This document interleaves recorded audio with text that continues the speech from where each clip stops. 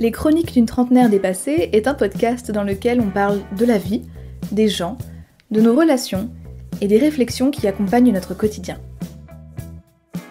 Ces chroniques, c'est un peu comme le panier qu'on trouve à l'entrée dans les maisons et dans lequel il y a de tout. Des clés, des pièces de monnaie, des timbres. Toutes ces choses qui n'ont pas vraiment de place mais qu'il faut bien ranger. À l'exception qu'ici on ne se vide pas les poches, on se vide la tête. Il fait une chaleur à la Nouvelle-Orléans, si vous saviez. On est le 19 août, à l'heure où je tourne ce podcast. Et comme tous les ans, en été, je repense à une histoire qui m'est arrivée. Et pas une histoire anodine, vraiment une histoire qui a changé la trajectoire de ma vie. Et je fais vraiment partie de ces personnes qui pensent que de toute façon, les rencontres sont bénéfiques. Qu'elles soient bonnes ou mauvaises, qu'elles se terminent bien ou non, elles apportent quelque chose, elles nous font changer, elles nous font évoluer, et qu'au final, on est un peu l'accumulation des choses qui nous sont arrivées et des gens que nous avons rencontrés.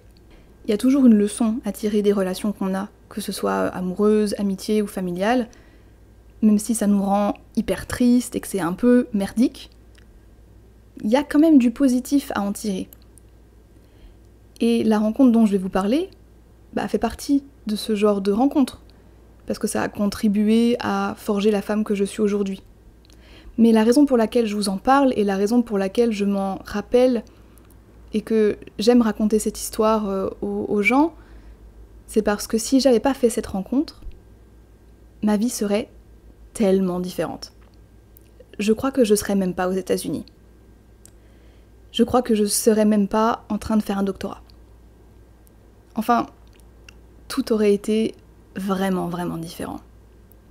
Et ce podcast, les Chroniques d'une trentenaire dépassée, un peu comme le nom l'indique, ça va pas être un podcast hyper joyeux où je vais parler que de bonnes choses et de choses hyper positives, parce que contrairement à ce qu'on peut croire, contrairement à ce que peuvent croire les gens, visiblement, je suis pas comme ça.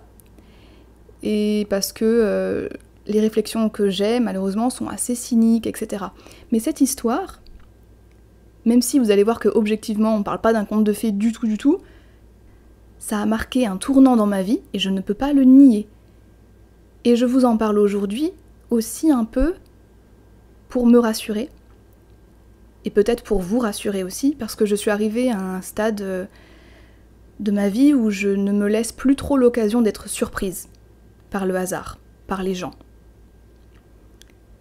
Et cette rencontre, c'est vraiment un merveilleux hasard, plein de coïncidences. Et je pense que ça peut peut-être me redonner espoir, et à vous aussi. Alors c'est parti, je vous la raconte.